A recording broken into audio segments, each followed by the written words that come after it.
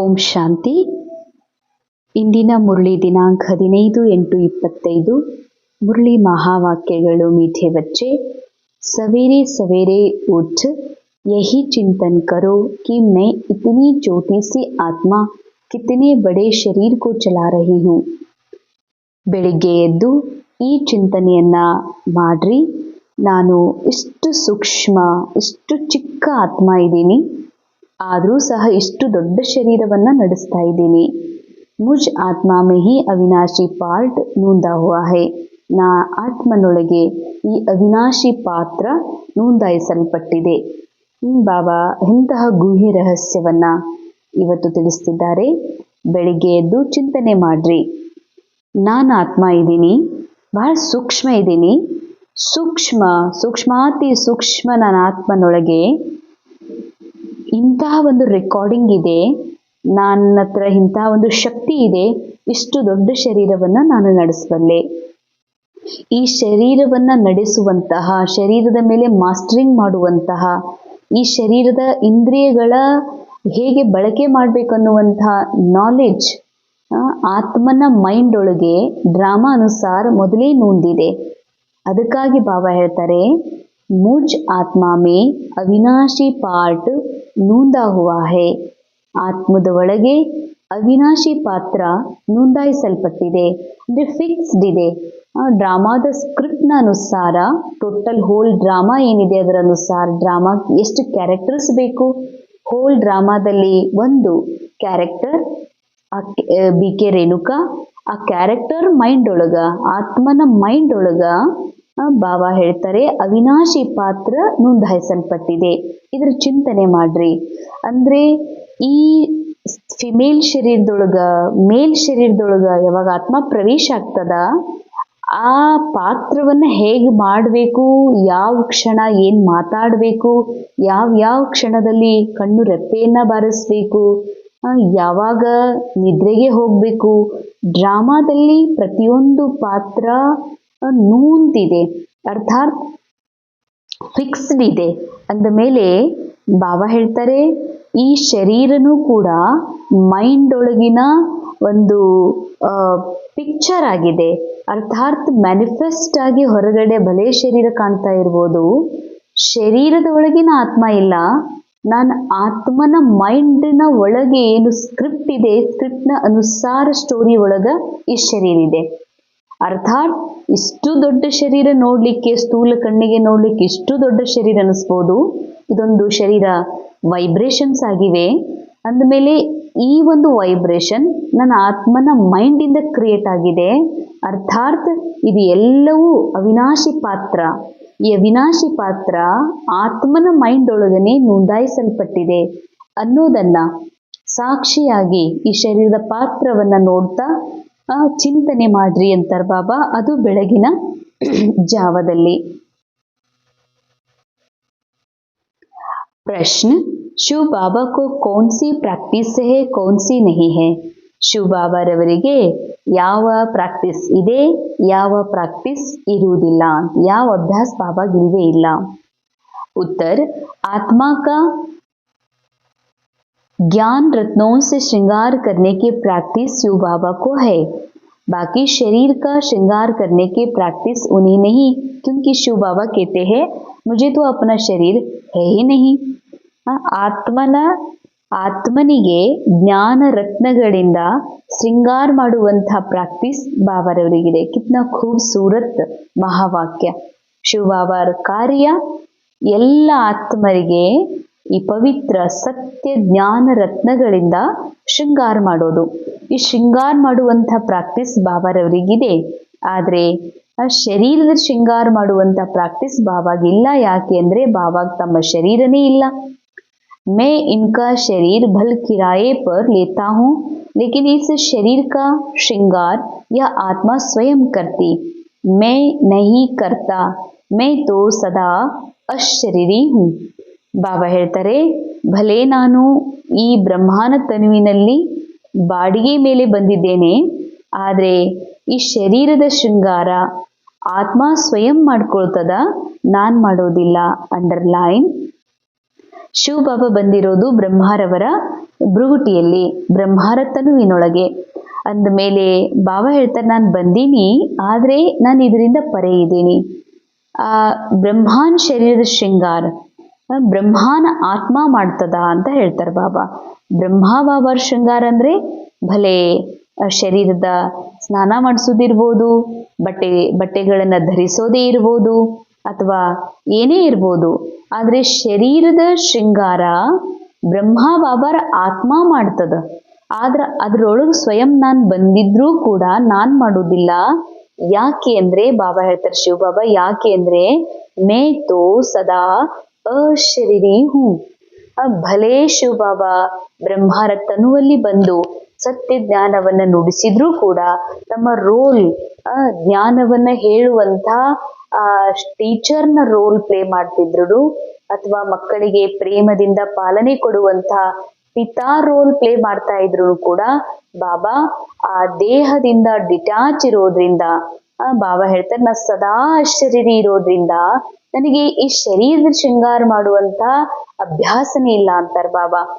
ಈಗ ಜಗತ್ತಿನೊಳಗೆ ನಾವು ಅನೇಕರು ನೋಡ್ತೀವಿ, ತಮ್ಮ ಶರೀರ ಶೃಂಗಾರ ಮಾಡೋ ಸಲುವಾಗಿ ಪದೇ ಪದೇ ಕನ್ನಡಿಯಲ್ಲಿ ನೋಡ್ತಿರ್ತಾರ, ಪದೇ ಪದೇ ತಮ್ಮ ಶರೀರದ ಕಡೆಗೆ ಅಟೆನ್ಷನ್ ಕೊಡ್ತಾರ. ಅವ್ರ ಕೈ ಯಾವಾಗ್ಲೂ ತಲೆಯೊಳಗ ಕೂದಲೊಳಗೆ ಇರ್ತದ.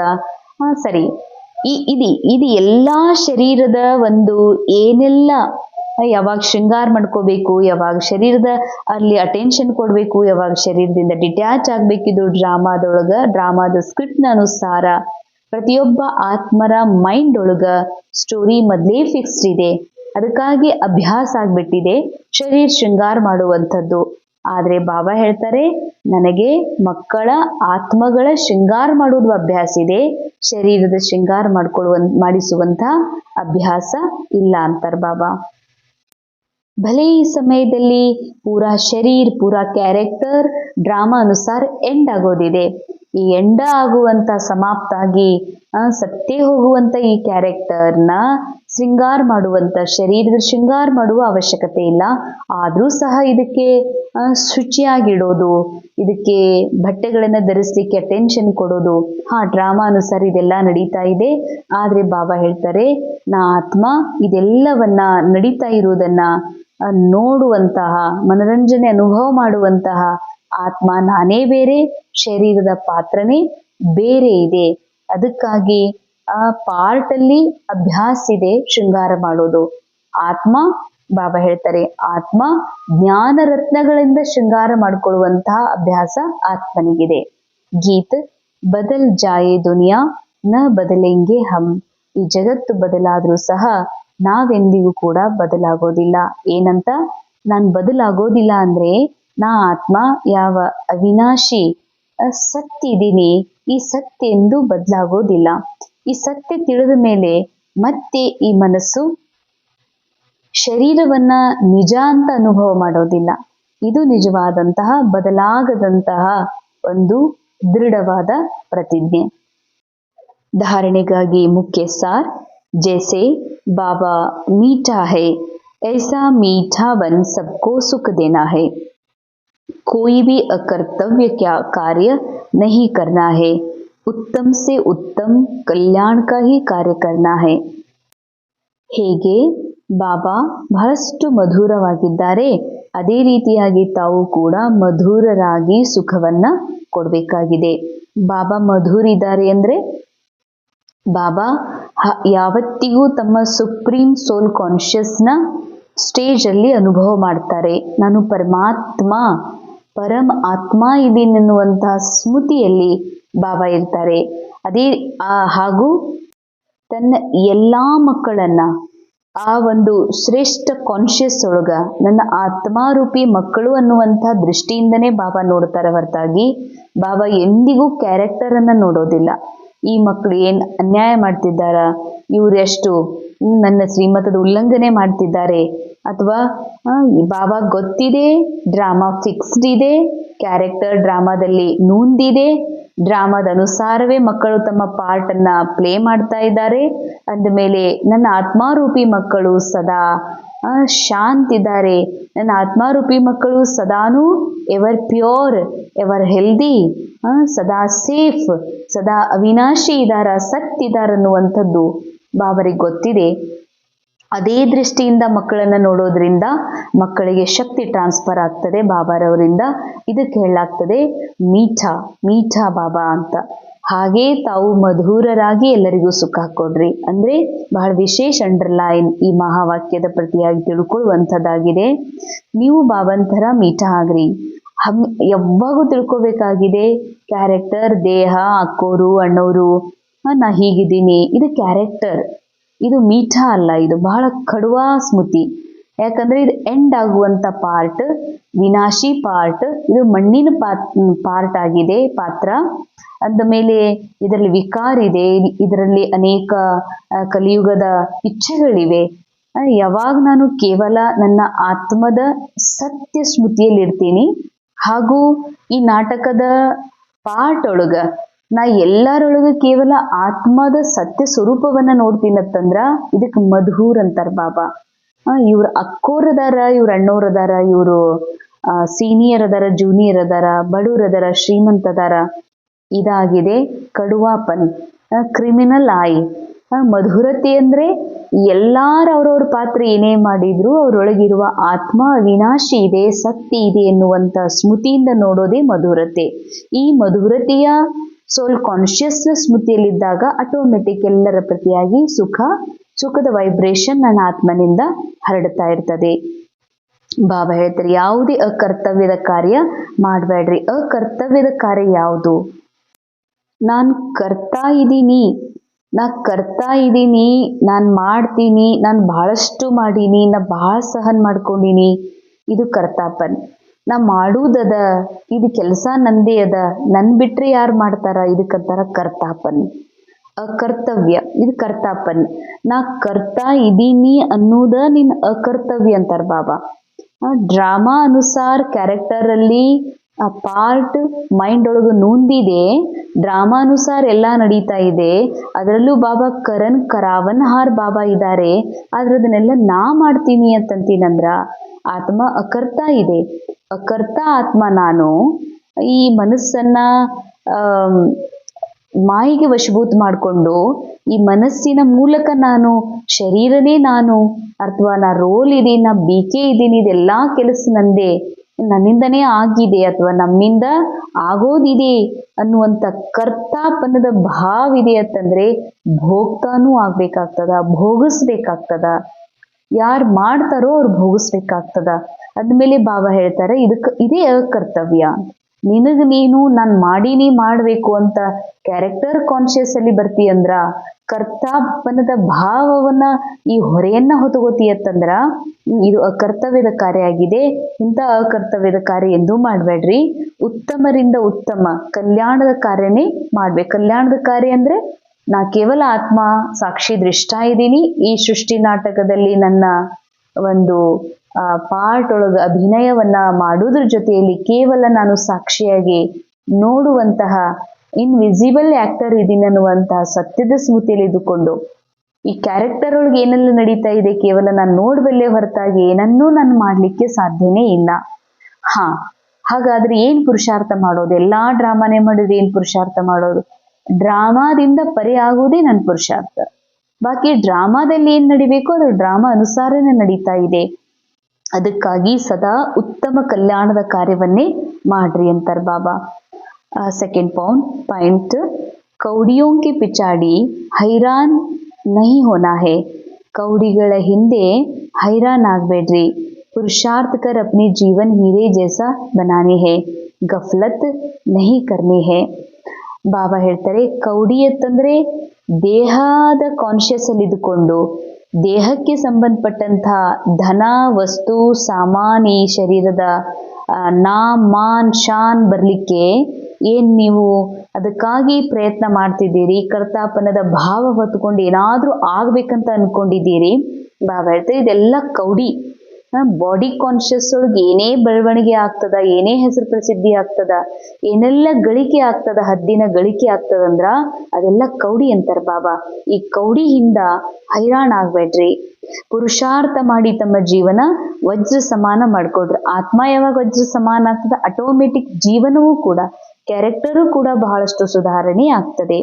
ಗಫಲತ್ ನಹಿ ಕರ್ನಿ ಹೇ, ಬೇಜವಾಬ್ದಾಗ್ಬೇಡ್ರಿ, ಹುಡುಗಾಟಿಕೆ ಒಳಗೆ ಬರಬೇಡ್ರಿ. ಯಾಕೆ ಅಂತಂದ್ರೆ ಇದು ನಾಟಕ ಇದೆ, ನಾಟಕವನ್ನ ರಿಯಲ್ ಅಂತ ತಿಳ್ಕೊಳ್ಳೋದನ್ನೇ ಹುಡುಗಾಟಿಕೆತನ. ನಾಟಕವನ್ನ ರಿಯಲ್ ಅಂತ ತಿಳ್ಕೊಂಡು ರಿಯಲ್ ಆಗಿರುವ ಆತ್ಮ ಅನ್ನೋದನ್ನ ಮರೆಯುವುದ ಬಾಬಾ ಹೇಳ್ತಾರೆ ಹುಡುಗಾಟಿಕೆತನ ಅಥವಾ ಆಲಸ್ಯತನ ಆಗಿದೆ. वरदान, निश्चय रूपी पांव को अचल रखने वाले सदा निश्चय बुद्धि निश्चिंत भव. ನಿಶ್ಚಯ ರೂಪಿ ಕಾಲನ್ನ ಅಚಲವಾಗಿ ಇಡುವಂತಹ ಸದಾ ನಿಶ್ಚಯ ಬುದ್ಧಿ ನಿಶ್ಚಿಂತ ಆತ್ಮರು ಆಗಿರಿ. ಸಬ್ಸೆ ಬಡಿ ಬಿಮಾರಿ ಹೇ ಚಿಂತಾ, ಎಲ್ಲಕ್ಕಿಂತ ದೊಡ್ಡ ರೋಗ ಆಗಿದೆ ಚಿಂತೆ. इसकी दवाई डॉक्टर्स के पास भी नहीं है. ಚಿಂತೆಗೆ ಔಷಧ ವೈದ್ಯರ ಹತ್ರನೂ ಕೂಡ ಇಲ್ಲ. चिंता वाले जितना हो प्राप्ति के पीछे दौड़ते हैं उतना प्राप्ति आगे दौड़ लगाती है. इसीलिए निश्चय के पाव सदा अचल रहे. ಅಂಡರ್ಲೈನ್, ಬಹಳ ದೊಡ್ಡ ಸಿದ್ಧಾಂತ, ಸತ್ಯ ಬಾಬಾ ಹೇಳ್ತಾ ಇದ್ದಾರೆ. ಈ ಡ್ರಾಮಾದೊಳಗ ಯಾರು ತಮ್ಮ ಶರೀರವನ್ನ, ತಮ್ಮ ಜೀವನ, ಕ್ಯಾರೆಕ್ಟರ್ ಅನ್ನ ರಿಯಲ್ ಅಂತಾನೆ ತಿಳ್ಕೊಂಡು ಅದರಲ್ಲಿರುವ ಕುಂದು ಕೊರತೆ ಪ್ರತಿಯಾಗಿ, ರೋಗದ ಪ್ರತಿಯಾಗಿ ಅಥವಾ ಕ್ಯಾರೆಕ್ಟರ್ನ ಸುಧಾರಣೆಗಾಗಿ ಏನು ಚಿಂತೆ ಮಾಡ್ತಾರೆ, ತಮ್ಮ ಸಂಬಂಧಿಕರು ತನ್ನವರು ನಿಜ ಅಂತ ತಿಳ್ಕೊಂಡು ಚಿಂತೆ ಮಾಡ್ತಾರೆ. ಹೀಗಾಗಿ ಚಿಂತೆ ಮಾಡುವಂಥವ್ರು ಡಾಕ್ಟರ್ ಹತ್ರ ಹೋದ್ರೂ ಕೂಡ ಅವ್ರ ಚಿಂತೆ ದೂರ ಆಗೋದಿಲ್ಲ. ಚಿಂತೆಯನ್ನ ಎಷ್ಟು ಮಾಡ್ತಾರೋ, ಪ್ರಾಪ್ತಿಯ ಹಿಂದೆ ಓಡ್ತಾರೋ, ನಂಗೆ ಸಿಗಬೇಕು, ಪತಿ ಪೂರ ನನ್ನವರಾಗಬೇಕು, ಮಕ್ಕಳು ನಾ ಹೇಳ್ದಂಗೆ ಕೇಳಬೇಕು, ಅಥವಾ ನಾ ಏನು ಬಯಸೀನಿ, ಯಾವ ಮನೆ ಯಾವ ಥರ ಕಟ್ಬೇಕು ಅನ್ಕೊಂಡಿದ್ದೀನಿ, ಡ್ರಾಮಾದಲ್ಲಿ ಅದೆಲ್ಲವೂ ಆಗತ್ತದ. ಡ್ರಾಮಾ ನಮ್ಮ ಕಡೆ ಮಾಡಿಸ್ತದೆ. ಹೀಗೂ ಅಲ್ಲ, ಉಲ್ಟಾ ತಿಳ್ಕೊಳ್ಳುವಂಥದ್ದು. ಡ್ರಾಮಾದಲ್ಲಿ ಇದೆ ಅಂತ ತಿಳ್ಕೊಂಡು ಸುಮ್ ಕೂತ್ಕೊಂಡು ನಡೀತದೆ ಏನೋ. ಡ್ರಾಮಾದಲ್ಲಿ ಯಾವಾಗ ಸುಮ್ ಕೂಡ್ಬೇಕು, ಯಾವಾಗ ಕಾರ್ಯದಲ್ಲಿ ತೊಡಗಬೇಕು, ಅದು ಡ್ರಾಮಾದಲ್ಲಿ ಮೊದಲೇ ನೊಂದಿದೆ. ಈ ಕ್ಯಾರೆಕ್ಟರ್ನ ಮೂಲಕ ಏನ್ ಕಾರ್ಯ ಆಗ್ಬೇಕಂತ ಅದು ಆಗೇ ಆಗ್ತದೆ. ಯಾವ್ದು ಆಗುದಿಲ್ಲ ಅದು ಆಗುದೇ ಇಲ್ಲ. ಆದ್ರೆ ನಿಮ್ಮ ಮೈಂಡ್ ಅನ್ನ ಅದ್ರೊಳಗೆ ಯಾಕೆ ತೊಡಗಿಸ್ತೀರಿ? ನಿಮ್ಮ ಅಟೆನ್ಷನ್ ಅದಕ್ಕೆ ಯಾಕೆ ಕೊಡ್ತೀರಂತಾರ ಬಾಬಾ. ನಿಮ್ಮ ಅಟೆನ್ಷನ್ ಕೊಡ್ರಿ ಅವಿನಾಶಿ ಸತ್ಯ ಪ್ರಾಪ್ತಿಯನ್ನ ಅನುಭವ ಮಾಡೋದ್ರೊಳಗ. ಆದ್ರೆ ನೀವು ಎಷ್ಟು ಹದ್ದಿನ ಪ್ರಾಪ್ತಿಯ ಹಿಂದೆ ಓಡ್ತೀರೋ ಅಷ್ಟು ಅದು ಅಷ್ಟೇ ಫಾಸ್ಟ್ ಆಗಿ ಮುಂದೆ ಓಡ್ತದ. ಅಂದ್ರ ನಾನು ಯಾವ ಒಂದು ಪ್ರತಿಷ್ಠೆ ಪಡಿಲಿಕ್ಕೆ, ಯಾರ ಹಿಂದೆ ಪ್ರೀತಿ ಪಡೆಯೋದಕ್ಕಾಗಿ, ಯಾರನ್ನೋ ಹಚ್ಚುಗಳ ಸಲುವಾಗಿ, ಯಾವುದೋ ಒಂದು ವಸ್ತುವಿನ ಪ್ರಾಪ್ತಿಗಾಗಿ, ಆಸ್ತಿಯ ಪ್ರಾಪ್ತಿಗಾಗಿ ಓಡ್ತಾ ಇದ್ದೀನಲ್ಲ, ಅದು ನನಗಿಂತ ಮುಂದೆ ಓಡ್ತದ. ಅದು ಹಂಗ ಓಡ್ತಿರ್ತದ, ಅದ್ರ ಹಿಂದೆ ನಾನು ಸಹ ಓಡ್ತಾ ಇರ್ತೀನಿ. ಓಡ್ತಾ ಇರ್ತಾರೆ ಅಂತಾರ ಬಾಬಾ. ಅದಕ್ಕಾಗಿ ಸದಾ ನಿಮ್ಮ ನಿಶ್ಚಯ ಇದೆಯಲ್ಲ, ನಾ ಆತ್ಮ ಅವಿನಾಶಿ ಇದ್ದೀನಿ, ಸಂಪೂರ್ಣ ಇದ್ದೀನಿ ಅನ್ನುವಂಥದ್ದೇನು ನಿಶ್ಚಯ ಇದೆ, ಈ ನಿಶ್ಚಯದ ಕಾಲೆಂದಿಗೂ ಅಲಗಾಡಬಾರ್ದು. ಸದಾ ಏಕ್ ಬಲ್ ಏಕ್ ಭರೋಸಾ ಯಹ ಪಾಂವ್ ಅಚಲ ಹೇ. ಬಾಬಾ ಹೇಳ್ತಾರ, ಸದಾ ಒಬ್ಬ ಬಾಬಾ, ಒಂದೇ ಬಲ, ಒಬ್ಬನೇ ಆಧಾರ. ಸೇವಾ ಕೇಂದ್ರನೇ ಬಾಬಾ ಡ್ರಾಮಾದಿಂದ ಕಸ್ಕೊಳ್ಳಿ, ಶರೀರ ಕಸ್ಕೊಳ್ಳಿ. ಡ್ರಾಮಾದೊಳಗ ಈ ಏನ್ ಹೆಸರಿದೆ, ಬಿಕೆ ಜೀವನ್ ಇದೆ, ಜೀವನ್ನೇ ಎಂಡ್ ಮಾಡ್ಲಿ. ಆದ್ರೂ ನನ್ನ ಅವಿನಾಶಿ ಸತ್ಯ ಬದಲಾಗಕ್ ಸಾಧ್ಯ ಇಲ್ಲ. ನನ್ನ ಅವಿನಾಶಿ ಆತ್ಮದ ಸುಖ ಯಾರು ಕಸ್ಕೊಳಿಕ್ ಸಾಧ್ಯ ಇಲ್ಲ. ನನ್ನ ಅವಿನಾಶಿ ಆತ್ಮನ ಆನಂದದ ಪ್ರಾಪ್ತಿಗೆ ಯಾರು ಅಲಗಾಡ್ಸ್ಲಿಕ್ ಸಾಧ್ಯ ಇಲ್ಲ. ಇದು ಸತ್ಯ. ಅದಕ್ ಬಾಬಾ ಅಂತಾರೆ, ಏಕ್ ಬಲ್ ಏಕ್ ಭರೋಸಾ. ಬಾಬಾ ಸತ್ಯದಾರ, ನನ್ನವರದಾರ. ಬಾಬನಿಂದ ಆಗುವ ಪ್ರಾಪ್ತಿಯ ಅಂತಿಮ ಅವಿನಾಶಿ ಸತ್ಯ ಪ್ರಾಪ್ತಿ ಅನ್ನೋದೇನಿದೆಯಲ್ಲ, ಏಕ್ ಬಲ್ ಏಕ್ ಭರೋಸಾ. ಈ ಕಾಲೆಂದಿಗೂ ಅಲಗಾಡಬಾರ್ದು. ಆಗ ವಿಜಯ ನಿಶ್ಚಿಂತತೆ ಹತ್ತಿರ. ನಿಶ್ಚಿತ್ ವಿಜಯ ಪಕ್ಕ ನಿಮ್ದು. ನಿಶ್ಚಿತ್ ವಿಜಯಿ ಸದಾ ಹಿ ನಿಶ್ಚಿಂತ ಹೇ. ಯಾರು ನಿಶ್ಚಿತ್ ಅವ್ರದ್ದು ವಿಜಯ, ಅವ್ರು ನಿಶ್ಚಿಂತ ಇರ್ತಾರ. ಮಾಯಾ ನಿಶ್ಚಯ ರೂಪಿ ಪಾಂವ್ ಕೋ ಹಿಲಾನೆ ಕೆ ಲಿಯೆ ಈ ಭಿನ್ನ ಭಿನ್ನ ರೂಪ್ ಸೆ ಆತಿ ಹೇ. ಮಾಯೆಯು ನಿಶ್ಚಯ ರೂಪಿ ಕಾಲನ್ನ ಅಲಗಾಡಿಸೋ ಸಲುವಾಗಿನೇ ಭಿನ್ನ ಭಿನ್ನ ರೂಪದಿಂದ ಬರ್ತದೆ. ಲೇಕಿನ್ ಮಾಯಾ ಹಿಲ್ ಜಾಯೆ आपका निश्चय रूपी पाव न हिले तो निश्चिंत रहने का वरदान मिल जाएगा. ಮಾಯೆ ಎಷ್ಟೇ ಅಲಗಾಡಿಸ್ಲಿ ತಮಗೆ ಒಂದ್ ವೇಳೆ ನಿಶ್ಚಯ ಇದೆ, ನಿಶ್ಚಯ ರೂಪಿ ಕಾಲು ಅಳಗಾಡದೆ ಇದ್ರೆ ನಿಶ್ಚಿಂತರಾಗಿರ್ತೀರಿ. ನಿಶ್ಚಿಂತರಾಗಿರುವ ವರದಾನ ಬಾಬಾರವರಿಂದ ಆಟೋಮೆಟಿಕ್ ಸಿಗ್ತದ. ವಂಡರ್ಫುಲ್. ಅಂಡರ್ಲೈನ್ ಮಾಡ್ಕೊಳ್ಳುವಂತ ಮಹಾವಾಕ್ಯ. ಒಂದು ವೇಳೆ ಮಾಯಾ ಎಷ್ಟರೇ ಬುದ್ಧಿಯನ್ನ ಅಲಗಾಡಿಸ್ಲಿ, ಇಲ್ಲ ಎಷ್ಟು ತ್ರಾಸದ, ಹಿಂಗಾದ್ರೆ ಹೆಂಗಪ್ಪ, ಹೆಂಗ್ ಪುರುಷಾರ್ಥ ಮಾಡ್ಲಿ, ಹೆಂಗ್ ಬಾಬಾ ನೆನಪು ಮಾಡ್ಲಿ, ಇಷ್ಟ್ಯಾಕ್ ಶರೀರದ ತ್ರಾಸ, ಇಷ್ಟ್ಯಾಕ್ ಸಮಸ್ಯೆಗಳು, ಇಷ್ಟ್ಯಾಕ್ ಜನ ಕಾಡ್ತಾರಂತ ಹೇಳಿ ಇದು ಡ್ರಾಮಾದಲ್ಲಿ ನಡೀತಾ ಇದೆ ಅನ್ನೋದನ್ನು ಬಿಟ್ಟು ರಿಯಲ್ ನನ್ನ ಜೀವನದಲ್ಲೇ ಇಷ್ಟ್ಯಾಕ್ ಬಂದಿದೆ ರೀ ಬಾಬಾ ಅಂತ ನಿಮ್ಮ ಬುದ್ಧಿರೂಪಿ ಕಾಲ ಅಲಗಾಡ್ತದಂದ್ರ ಬಾಬಾ ಹೇಳ್ತಾರ ನಿಶ್ಚಯ ಇಲ್ಲ ಅಂತ. ನಿಶ್ಚಯದ ಕಾಲ ಅಲಗಾಡ್ತದಂದ್ರ ನೀವು ನಿಶ್ಚಿಂತಿರಕ್ ಸಾಧ್ಯನೇ ಇಲ್ಲ, ಚಿಂತೆ ಮಾಡ್ಬೇಕಾಗ್ತದೆ. ಈ ಚಿಂತೆಗೆ ಡಾಕ್ಟರ್ ಹತ್ರನೂ ಕೂಡ ಔಷಧ ಇಲ್ಲ. ಆದ್ರೆ ಸೊಲ್ಯೂಷನ್ ಬಾಬಾ ಹೇಳ್ತಿದ್ದಾರ, ಈ ನಿಶ್ಚಯ ಇದೆಯಲ್ಲ ಅದು ಕಾಲ ಎಂದು ಅಲಗಾಡ್ಬಾರ್ದು ಅಂತಂದ್ರ ಅರ್ಥಾರ್ಥ ನಾ ಆತ್ಮ ಇದ್ದೀನಿ, ನನ್ನ ಆತ್ಮದ ಆಸ್ತಿ ಕಸ್ಕೊಳಕ್ ಸಾಧ್ಯ ಇಲ್ಲ, ನನ್ನ ಆತ್ಮದ ಪ್ರಾಪ್ತಿ ಯಾರು ಎಕ್ಸ್ಚೇಂಜ್ ಮಾಡಕ್ ಸಾಧ್ಯ ಇಲ್ಲ, ನನ್ನ ಅವಿನಾಶಿ ಆತ್ಮನ ಎಂದು ಎಂಡ್ ಇಲ್ಲ, ಎಂದಿಗೂ ಕೂಡ ಸಮಾಪ್ತಿ ಇಲ್ಲ. ಅಂದಮೇಲೆ ಈ ಅವಿನಾಶಿ ನಿಶ್ಚಯ ಇದೆಯಲ್ಲ, ನಿಶ್ಚಯ ರೂಪಿ ಕಾಲ ಎಂದಿಗೂ ಅಳಗಾಡದೆ ಇದ್ರೆ ಬಾಬಾ ಹೇಳ್ತಾರ ಈ ನಿಶ್ಚಯ ಒಂದಿತ್ತು ಅಂದ್ರೆ ಸಾಕು, ನೀವು ನಿಶ್ಚಿಂತಿರ್ರಿ ಅಂತ ಬಾಬಾ ವರದಾನ್ ಕೊಡ್ತಾರೆ. ಎಷ್ಟು ಸುಂದರ, ಎಷ್ಟು ಶ್ರೇಷ್ಠ ಪ್ರಾಪ್ತಿ. ಸದಾ ನಿಶ್ಚಿಂತರಾಗಿರುವ ವರದಾನ್ ಬಾಬಾ ಕೊಡ್ತಾರ ಒಂದ್ ವೇಳೆ ನಾವು ನಿಶ್ಚಯದಿಂದ ಇದ್ದಿದ್ದೇ ಆದ್ರೆ. ಸ್ಲೋಗನ್ हर एक की विशेषता को देखते जाओ तो विशेष आत्मा बन जाएंगे. ಪ್ರತಿಯೊಬ್ಬರ ವಿಶೇಷತೆಯನ್ನ ನೋಡ್ತಾ ಹೋಗ್ರಿ, ತಾವು ವಿಶೇಷ ಆತ್ಮರು ಆಗಿಬಿಡುತ್ತೀರಿ. ಅಂದ್ರೆ ವಿಶೇಷತೆ ಅಂದ್ರೆ ಕ್ಯಾರೆಕ್ಟರ್ ಒಳಗಿರುವಂತ ವಿಶೇಷತೆ. ಬಾಬಾ ಸೃಷ್ಟಿ ನಾಟಕದ ರಚಯಿತ ಪ್ರತಿಯೊಬ್ಬ ಕ್ಯಾರೆಕ್ಟರ್ ಒಳಗೂ ಒಂದು ವಿಶೇಷತೆಯನ್ನು ತುಂಬಿದ್ದಾರೆ, ಅನೇಕ ವಿಶೇಷತೆಗಳನ್ನ ತುಂಬಿದ್ದಾರೆ. ಆದ್ರೆ ಕ್ಯಾರೆಕ್ಟರ್ ನೋಡ್ಬೇಡ್ರಿ, ಅವರಲ್ಲಿರುವ ಅವಗುಣ ನೋಡ್ಬೇಡ್ರಿ. ಒಂದ್ ವೇಳೆ ಅವರಲ್ಲಿರೋ ವಿಶೇಷತೆ ನೋಡಿದ್ರಿ ಅಂದ್ರೆ ನೀವು ವಿಶೇಷಾತ್ಮ ಆಗ್ತೀರಿ. ಅವ್ಯಕ್ತಿ ಇಶಾರೆ ಸಹಜ ಯೋಗಿ ಬನ್ನಾ ಹೇ ತೋ ಪರಮಾತ್ಮ ಪ್ಯಾರ್ ಕೆ ಅನುಭವಿ ಬನೋ. ಸಹಜ ಯೋಗಿ ಆಗೋದಕ್ಕಾಗಿ ಪರಮಾತ್ಮನ ಪ್ರೇಮದ ಅನುಭವಿಯಾಗ್ರಿ. ಆಪ್ ಗೋಪ್ ಗೋಪಿಯೋಂ ಕೆ ಚರಿತ್ರ ಗಾಯೆ ಹುಯೆ ಹೇ. ತಾವೆಲ್ಲ ಗೋಪ ಗೋಪಿಯರ ಚರಿತ್ರೆ ಗಾಯನ ಮಾಡಲ್ಪಟ್ಟಿದೆ. ಬಾಬಾ ಸೆ ಸರ್ವ ಸಂಬಂಧೋ ಕ ಸುಖ ಲೇನಾ ಹೇ. ತಾವು ಬಾಬಾರವರಿಂದ ಸರ್ವ ಸಂಬಂಧಗಳ ಸುಖವನ್ನ ಅನುಭವ ಮಾಡಬೇಕಾಗಿದೆ. ಮಗನ್ ರೆಹನಾ ಅಥವಾ ಸರ್ವ ಸಂಬಂಧೋಂ ಕೆ ಲವ್ ಮೇ ಲವ್ಲೀನ್ ರೆಹನಾ. ಮಗ್ನರಾಗುವುದು ಅಂತಂದ್ರೆ ಸರ್ವ ಸಂಬಂಧಗಳ ಪ್ರೇಮದಲ್ಲಿ ಲವ್ಲೀನ್ ಆಗೋದು. ಅಂಡರ್ಲೈನ್. ಬಾಬಾ ಪರಂಪಿತ ಪರಮಾತ್ಮ, ಬಾಬಾ ಶಿಕ್ಷಕ, ಸದ್ಗುರು, ಭಾಯಿ, ಹೀಗೆ ಏನೆಲ್ಲ ಸಂಬಂಧದಲ್ಲಿದ್ದಾರೆ ಆ ಎಲ್ಲಾ ಸಂಬಂಧದ ಪ್ರೇಮದೊಳಗ ಲವ್ಲೀನ್ ಆಗಿರೋದೇ ಮಗ್ನರಾಗೋದು ಅಂತಾರೆ ಬಾಬಾ.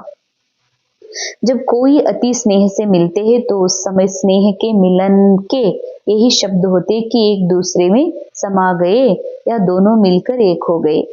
ಅಂಡರ್ಲೈನ್.